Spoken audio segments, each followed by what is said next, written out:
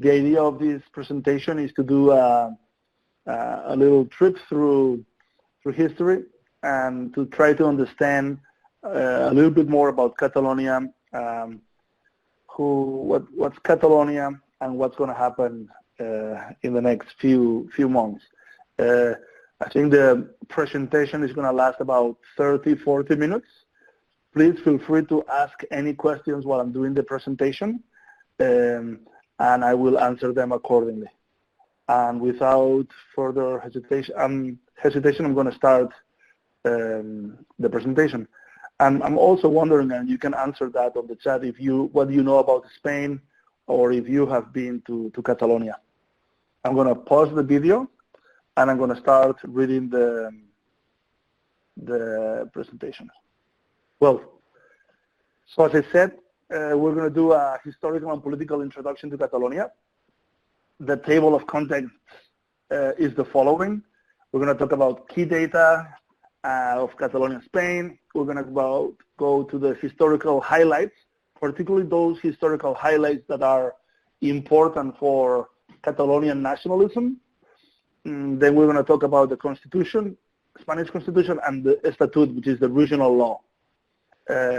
We'll talk about the different parties. Some of them are very interesting.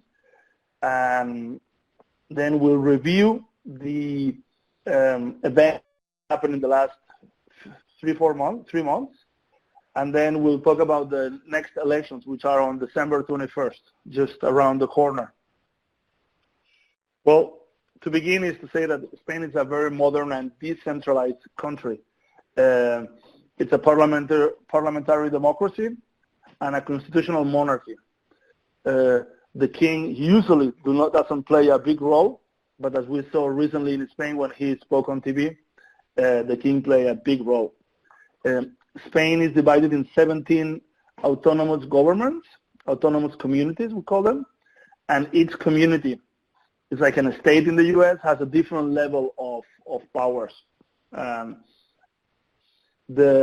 Spain is considered a high and advanced democracy with 8.3 out of 10 points, and France is 7.8, and Germany is 8.6. That's the Economist, one of the Economist index.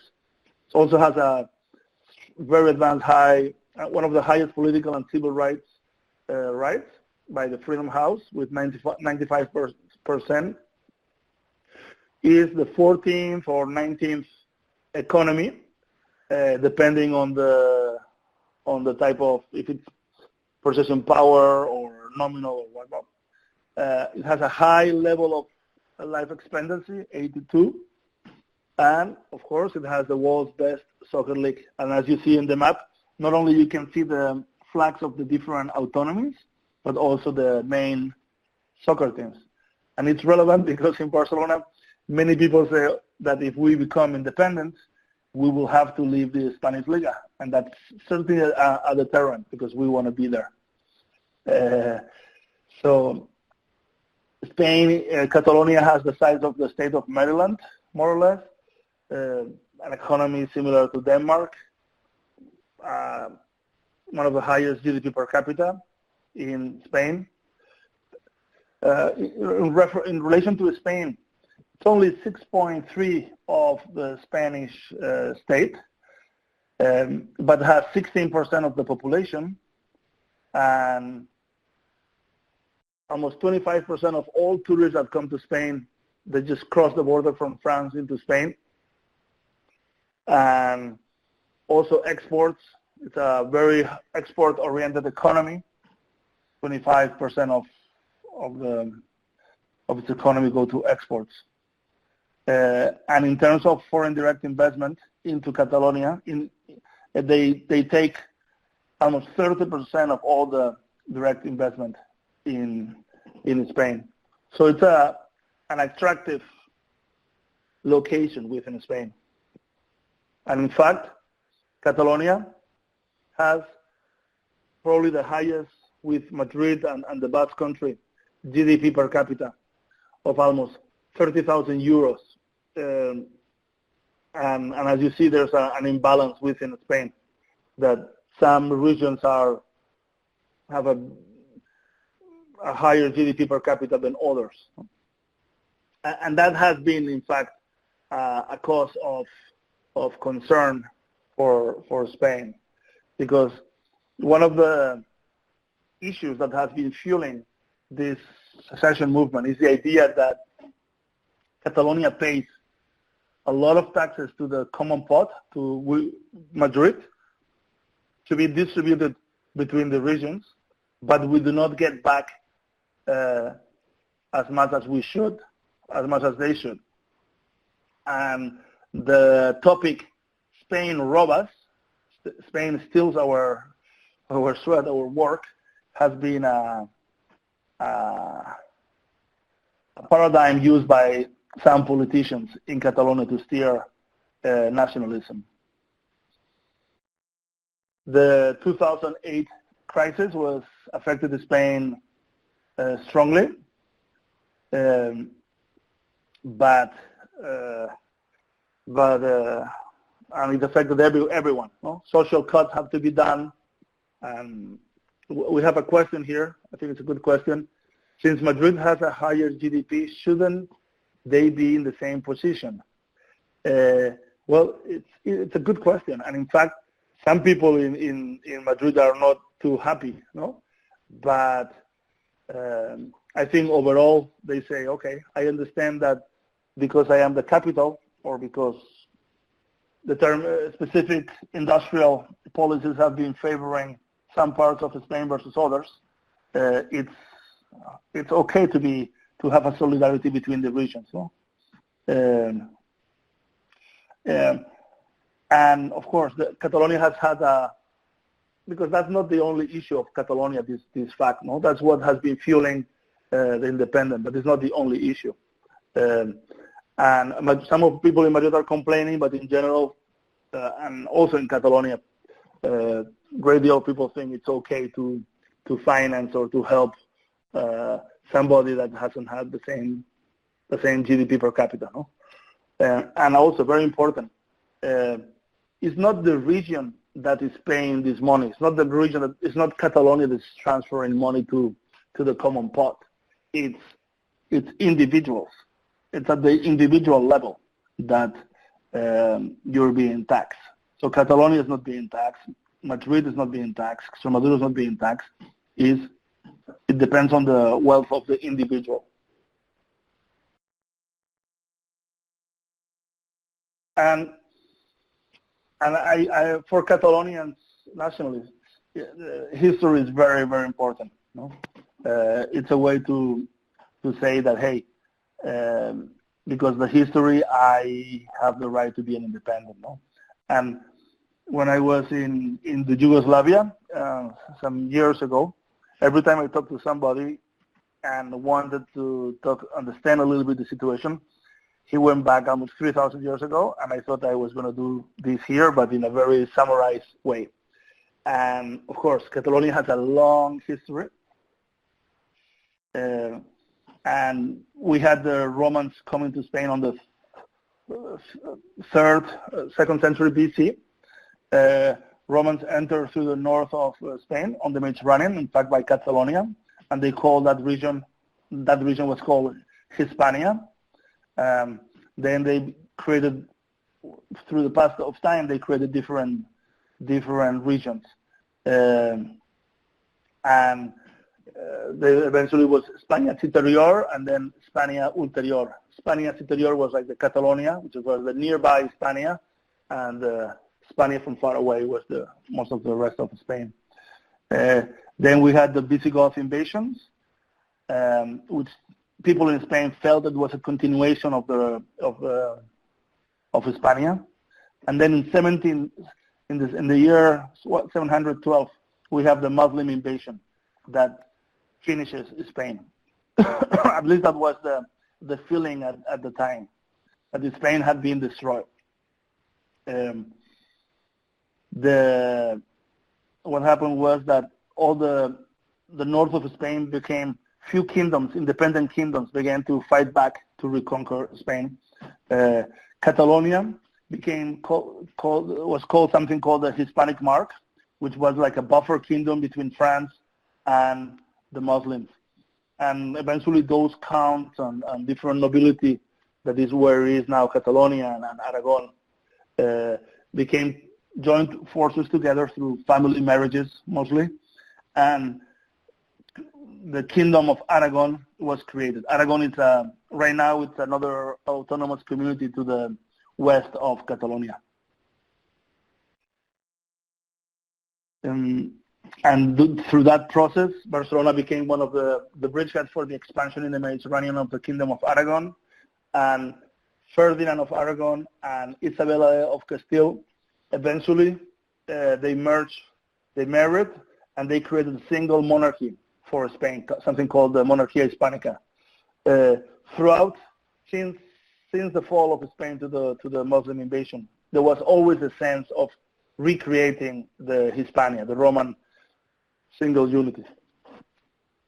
But something very important to point here is that yes, Spain had one single royal family, but the kingdoms themselves didn't merge. Each kingdom maintained laws and language and whatnot, although languages were mixed between the kingdoms. So the the history of Catalonia is intrinsically connected to Spain and to the rest of Europe. And I'm now going to talk about two different events which are important for Catalonia. One is called the 1640 Peasant Revolt. In Catalan is the Segadors War. And that is inscribed within the 30 Years' War, a very bloody European conflict that began by religious difference between Protestants and Catholics, but as you know, spelled into an all-out European war. Spain, and in fact the Kingdom of Castilla, was bleeding out by trying to keep up the different territories belonging to Spain throughout Europe. And the king decided to do something called Unión de Armas, which is join forces. And that implied that the Kingdom of Aragon, where Catalonia is also, had to be taxed and had to be drafted. And people didn't like that. The economy was in very poor shape, and the Castilian forces were in Catalonia by then, and there was a great deal of unhappiness. The peasants on the Corpus of Sant, the bloody Corpus, entered into Barcelona. They killed the viceroy, they killed many politicians, and asked for secession. They reached out to the King of France, asking them if he could be considered king of Catalonia, or not Catalonia, Catalonia. Excuse me. But eventually he said no way, and he said that Catalonia can be part of France. And then when the French soldiers arrived to Catalonia, they were very, very not good. And eventually Catalonians themselves said that they don't want to be under the French rule. And we pay a high cost because we lost a great deal of territories north of the Pyrenees. That settled for almost forever excuse me, the border between Spain and France. A few years later, on 1714, at the beginning of the 18th century, the last king of the House of Austria, of the Habsburgs, died without descendants. Europe started a war to decide who was going to be the new king, what family was going to be. And there were two contenders. Again, a candidate from the House of Austria and the son of the King of France. The King of France, Philip V of Bourbon, was supported mostly by Castile, which is the east part of Spain, the west part of Spain, I'm sorry, and the Kingdom of Aragon supported Austria. they both thought that the best for Spain was different options, different monarchies. And then we have a key element on the history of Catalonia, which is the Siege of Barcelona, on when the Castilian troops entered the city on September 11th. There was that finished the adventure and the support of the Austrian king, and eventually Aragon, the Kingdom of Aragon, went back to be part of the same king. There was also an effect here, an important something to consider here, is that after the French king came to power, and remember, the Catalonians had had a previous experience with the French a few years earlier that was dramatic. French didn't misbehave greatly. So that was another reason why the people of Aragon or Catalonia didn't like having a French king. But eventually they supported Rafael de Casanova, which was the hero of the revolt, of the support of for the Austrians, was pardoned. He died in his home. He received a pension and started a huge growth for Catalonia as a result of the Nova Planta decree. But that Nova Planta decree truly, yes, it opened the market for Catalonian businessmen, the markets of the Americas mostly, and unified the laws and make a more modern nation, but at a high cost for many.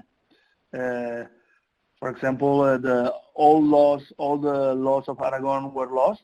Not all of them, but a big chunk of the old laws were lost in favor of a homogeneous Castilian law that people did not really like. But quickly after this new modern law, despite the cultural aspect, made the Catalonian grow very fast. And one thing that I think it's important to understand is that from the point of view of those men, then many of them were, when they were fighting for a better Spain, not necessarily an independent, but for a Spain that they like, not the one that the French wanted to impose.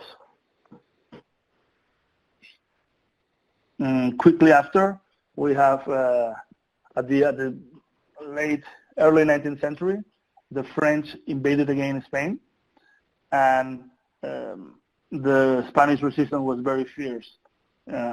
You have the creation of the guerrilla, where the name comes from, very heroic defense of the country in Girona. It's a Catalonian city, Zaragoza, Cadiz, and during those years we have our first Spain has the first constitution, 1812, and that's drafted in the south of Spain in Catalonia. I'm sorry, in Cadiz, it's in Andalusia, and back then Cadiz it's an island, so they were able to defend themselves there and draft this constitution, where the first president was a Catalonian, Lázaro de Dou y Bassols, and one of the key writers was José Espiga, strong Catalonian influence. And the role of the Kingdom of Aragon in drafting this new constitution was important. And this new constitution really pushed further to make a more homogeneous kingdom. And it was a constitution that included both Spaniards from Spain and the Spaniards from the Americas. And as a result of that, it's a side note, but it's interesting to point, in every single town of the kingdom, America and Europe, it was asked to set up a monument to honor this constitution. And after the absolutive king came, he requested to destroy every single monument. And the only one, to my understanding, left is the one in the city of San Agustin in Florida. And I put that picture there. So if you go to Florida, go see that monument to the Constitution. So Napoleon is defeated. He leaves Spain, but that invasion really hurt Spain. It destroyed Spain, and it began a whole century, the 19th century, that is full of civil wars, and it's just a big mess.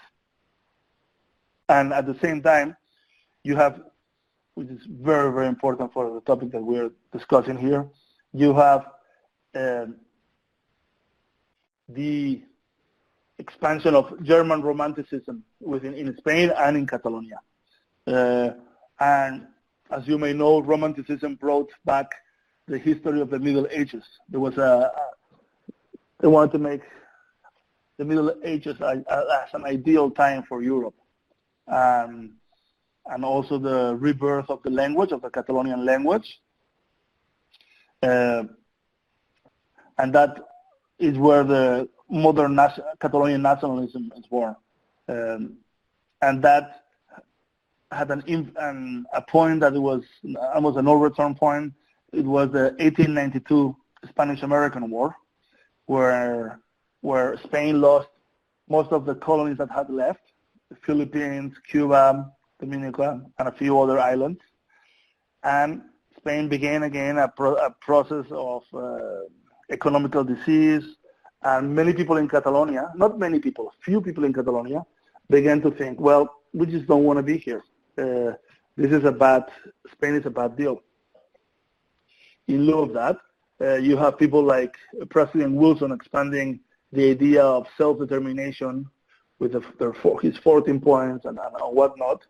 So nationalist movement begins to grow in Spain, in Catalonia, early 19th century, late 19th century, early 20th century. And then we have the Second Republic of Spain after a tumultuous few years. And in 1931 and 1934, there's a putsch where a Catalan state within the federal republic is being established. It was proclaimed and fell in 1934, and that was the last time that there was this issue until now. And as you know, the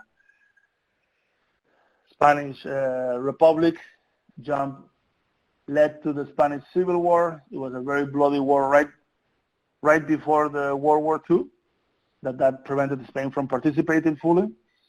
And Catalonia and Spain began a long dictatorship until 1975. Suppressions of political liberties, the autonomous government of Catalonia that had been established during the Republic goes to exile. The Catalan language that had become official along with the Spanish during the Republic is suppressed. And that is combined with a huge, tremendous economic growth.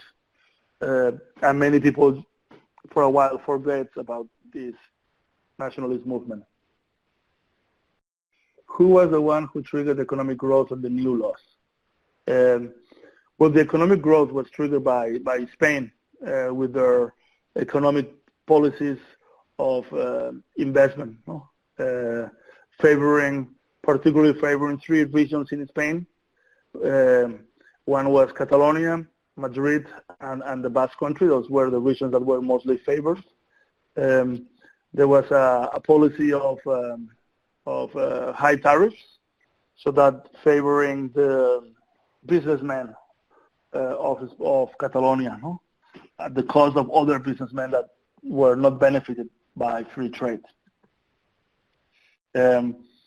Spain is open to tourism beginning in the 1950s, and by 1975 we had 40 million tourists coming from Europe. So Spain, yes, it was a dictatorship, but it was very much open. People could leave and come as they please, and there was a very, very strong economic growth. I type in 11% of GDP growth.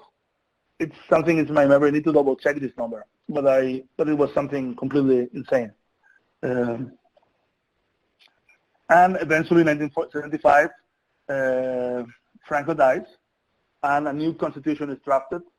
It's a team of 7 men draft this constitution, 2 of them Catalonians. One is on the Catalonian Bourgeois Party, and the other, Solectura, is a communist. I think what I'm trying to present here is that Catalonians have been involved very much throughout history and have had leading roles. The autonomous government is reinstated. The statute, the local laws as well.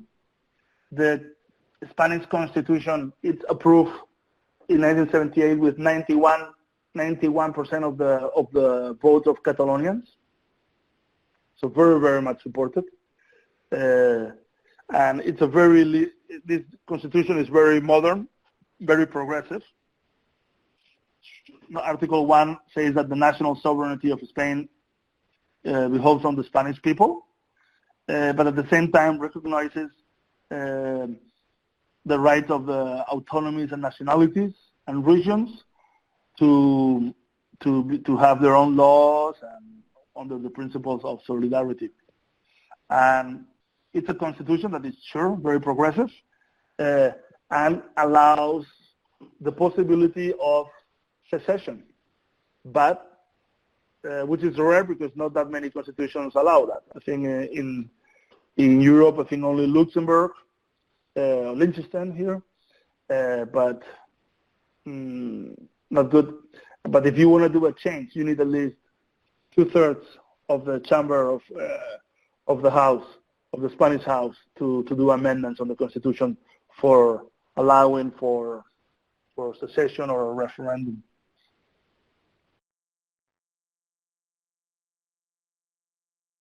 Through this new democracy period that starts in 1975, Catalonia accumulates a tremendous amount of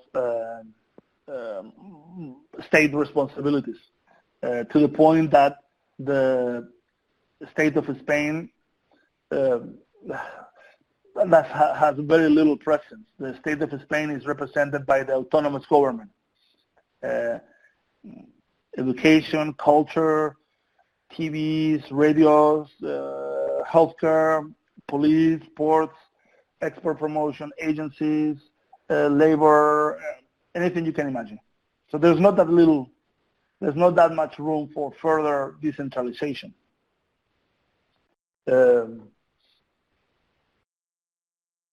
And it's hard to contend if what you want is independence. You like more devolution of powers, more powers back to you, to your state or to your region. But when there's no more, you do want independence, no? And for the last 40 years since democracy, usually nationalist or socialist governments have had power in Catalonia, and they have followed a very aggressive policy of expanding the Catalan language very aggressively. For example, in the schools in Catalonia, the only language is Catalan, no Spanish, when probably 60% of the population speaks Spanish.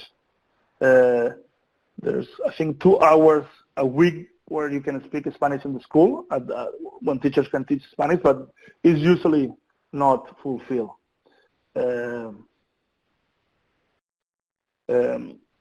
One of the questions that we ask in Catalonia is, where is the right of self-determination? We want to have the right of self-determination.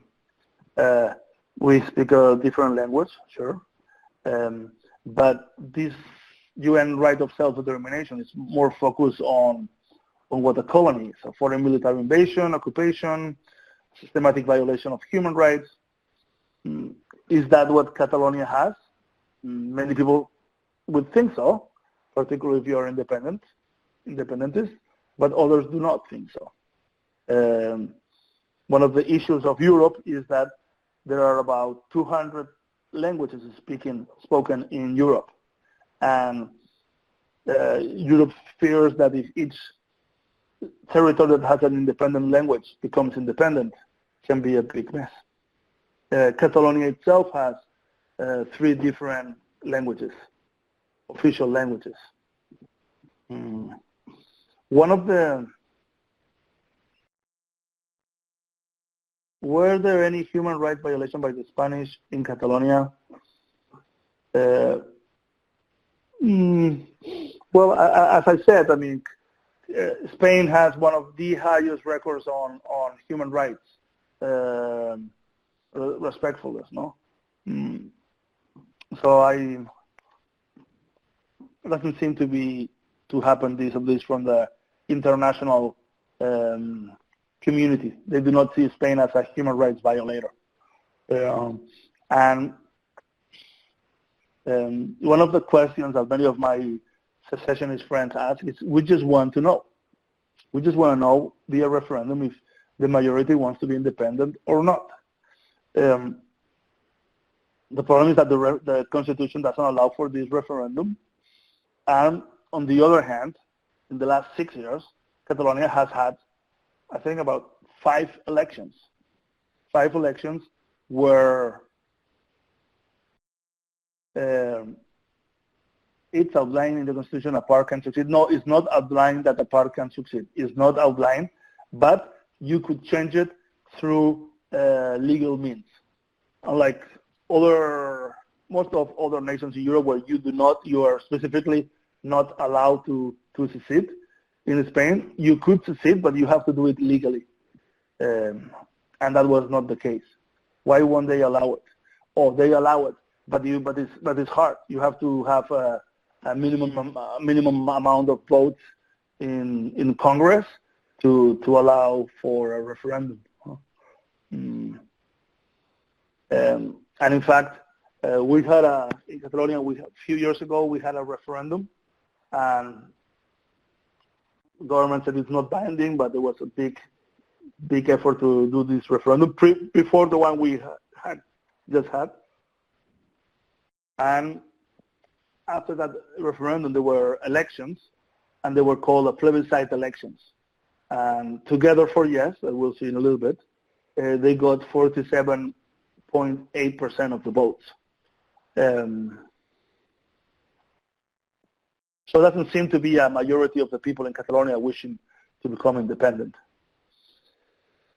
When we had that plebiscite election, Together for Yes, the Catalonian government thought, okay, that's a mandate that is telling us that we should become independent.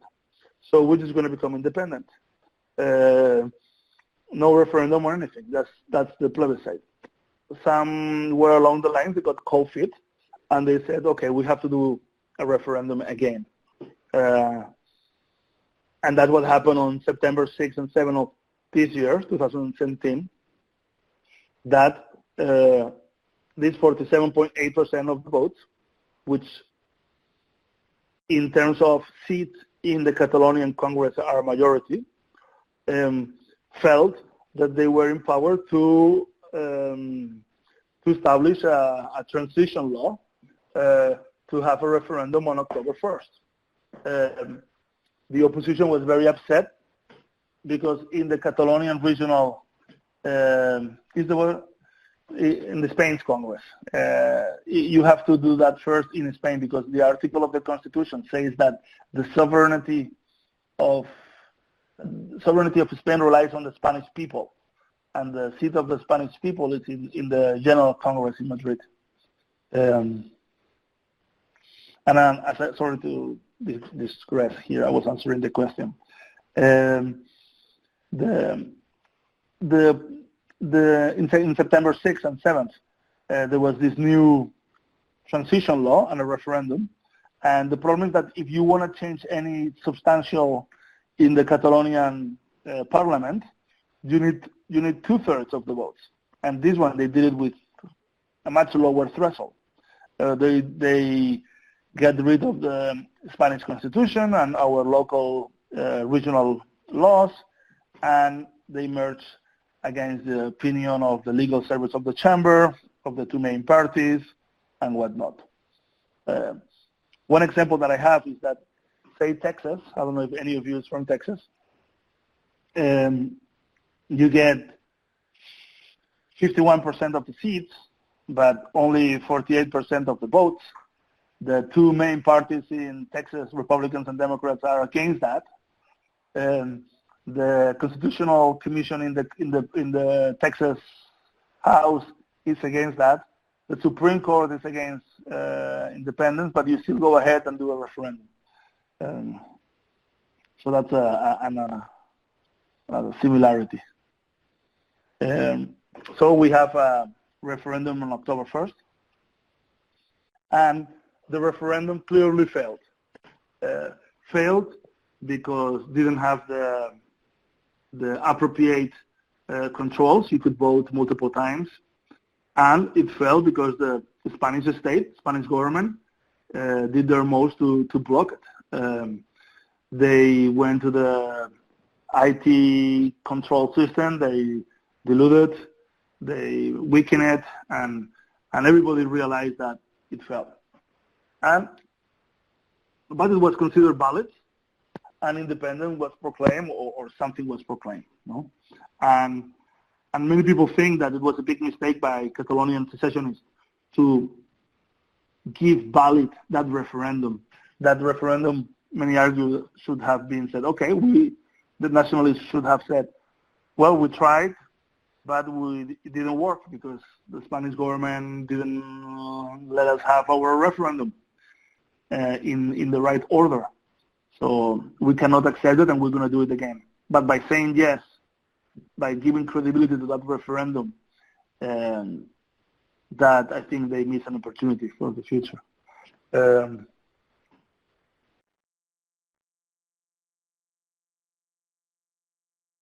And so eventually there was President Puigdemont now in Brussels. They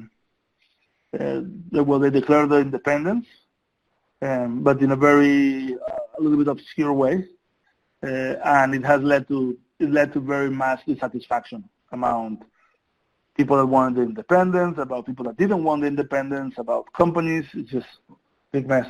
And indeed, it has an immediate effect. Catalonia became poorer. Over 3,000 companies have changed their social address to other parts of the country. Social address doesn't imply you just change your address. You can also change your fiscal address, which many have to. And once you change these things, eventually the government says that you cannot say that you're from one province and do the business in the other. So it's going to have a huge impact. Also, as a result of Brexit, the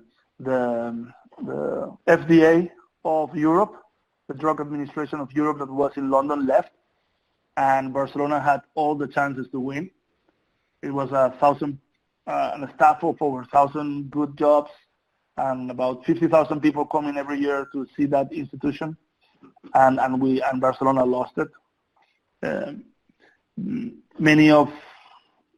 a personal level, many of my friends have done very well with Airbnb in Barcelona.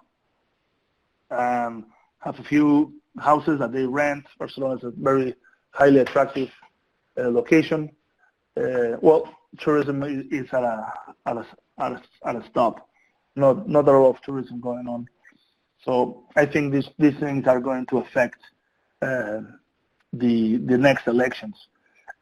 Truly, many people think, well, this is like a divorce. In the short term, it's very bad, but eventually it's very good. We'll see. We have new elections soon, on December 21st, just around the corner. And it's going to be difficult because the composition of the Catalonian parliament is just very, very diverse. No? This is here. I don't know if you can see the screen, but this is basically a picture of the Catalonian House, single camera, no Senate, just House. On the left side, you have people who are favoring independence, and on the right, people that are not favoring independence. So it's a very, very split situation. And the parties are just very diverse too. You have parties like Esquerra Republicana de Catalonia. It's a party born in the 1930s, involved in the secession movements of the 1930s. Very left, very strong on rural areas. We are mostly Catalan speaking areas. And for these new elections, they have decided not to renew the All for Yes alliance, Junts per Si. Their key political leaders are in jail waiting for trial. Mr.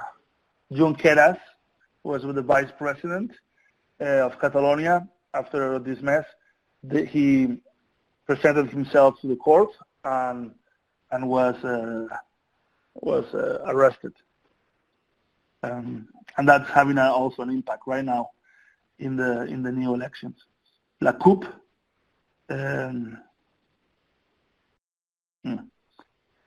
CUP, which is like a extreme communist party, is part of the Alliance for Independence.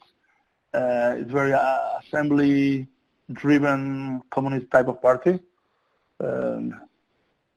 Also, you have within this political process institutions like Omnium and Asamblea Nacional de Catalunya, which they have received millions and millions of, those are non-government institutions, but they have received millions and millions of euros, and they are one of the motors driving the public money. They have received public money. They are the drivers for independence. No? They promote rallies and everything you can imagine. En Común Podem, it's another party. Those are Spanish communists. So they can go either way, independentist or not. They're generally not pro-independent, but they're pro-referendum. Then you have the Socialist Party. It's an old party, and they're not for independence, but they are open for a constitutional reform.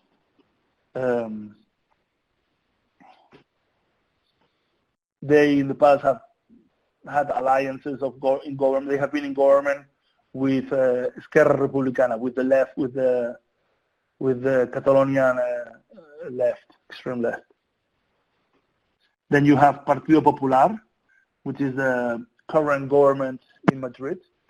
They have a diminishing presence in Catalonia, and their votes are partly siphoned into the Partido Socialista, into the Socialists, and into this new group called Citizens, which is a libertarian party that was born in Catalonia as a reaction to the secession movement, no? And now they have presence throughout Spain. So we're going to have new elections, and this is a forecast for next week elections. This is a poll.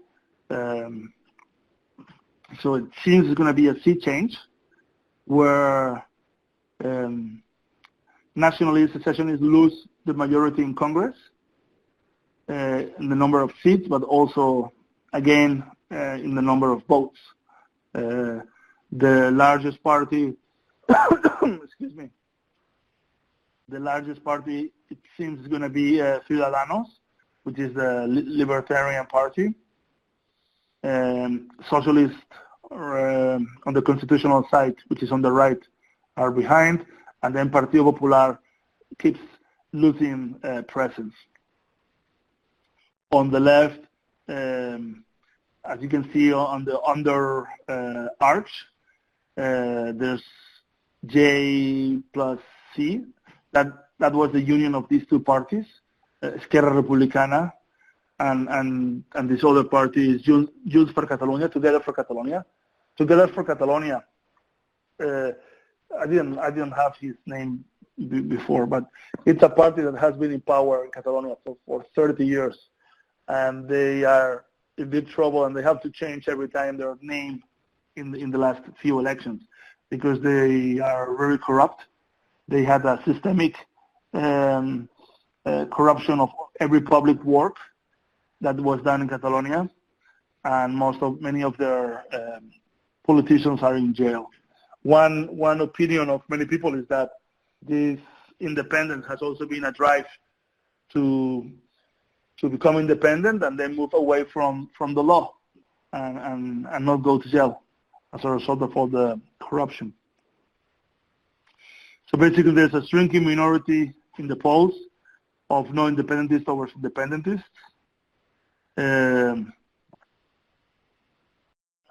And to finish this presentation, it doesn't really matter if the history shows that there were Catalonians or not Catalonians who were doing the revolutions in the 17th, 16th century. It's just a matter of what you think. No? And many people are thinking that Catalonia should become independent, but many others do not agree. And to have such a substantial change, you need a substantial majority.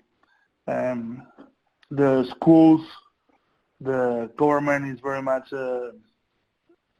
controlled by nationalists, and we'll see what happens with this possible change in the government.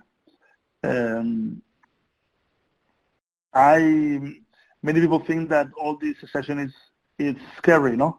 The moment that you start playing with nationalism, things can go wrong. No? I mean, if Catalonia plays with nationalism, Spain could play with nationalism, and why not Germany? Those are a little bit of scary times, but after the proclamation of independence, the Spanish state applied Article 155 of the Constitution, which basically reset the political game, and that's why we're having new elections. Many people suggested that it was too soon to present elections, but the Spanish government thought that it was the right thing to do it as fast as it was legally possible, and that's what they did. And let's see what happens. I'm going to let you ask any other question if you have more questions. Thank you so much. What do you think the impact of Catalan independence would be on FDI, foreign direct investment to Catalonia, and to Spain as a whole? Well, that's an excellent question, because I think if it affects Catalonia, it's going to affect Spain. No? I wouldn't invest in Catalonia right now. I was thinking buying an apartment. I'm taking a break now. I think the prices are going to go down, and I am from Catalonia, so I think there's going to be I think Madrid and the rest of Spain is going to benefit of the loss of investment in Catalonia, but as a whole, I think Spain will lose as well. Are there any benefits for Spain if Catalonia gains independence? Well, to get rid of a headache, but I don't know. I don't see any benefit. I wonder if you think of any.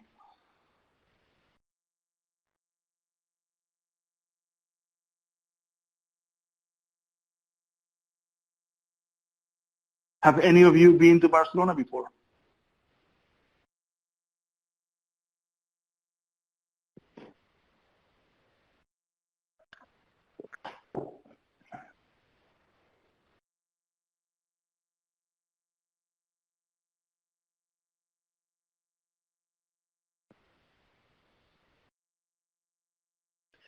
Is there any chance an independent Catalonia would be back?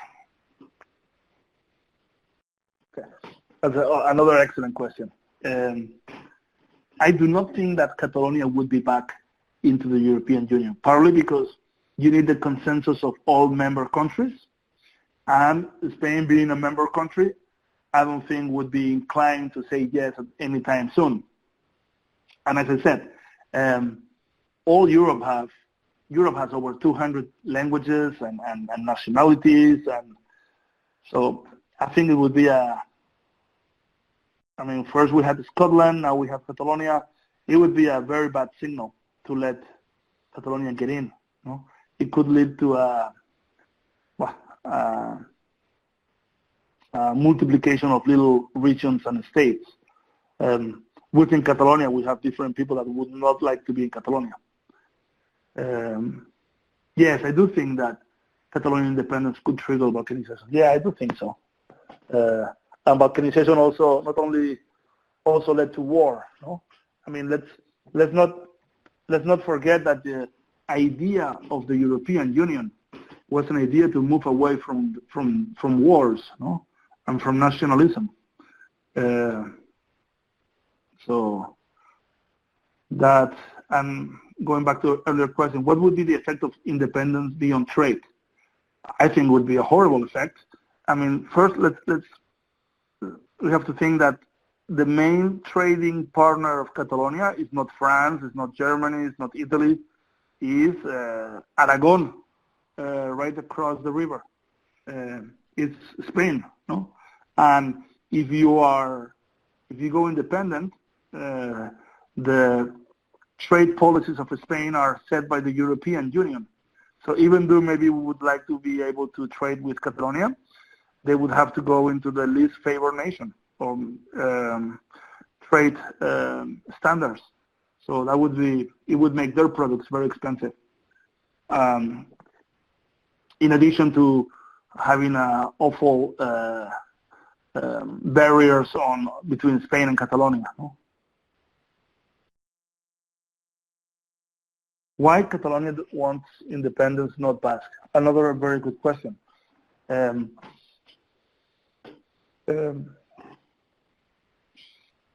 Well, there are many people in the Basque country that would like to be independent. It is true that the Basque country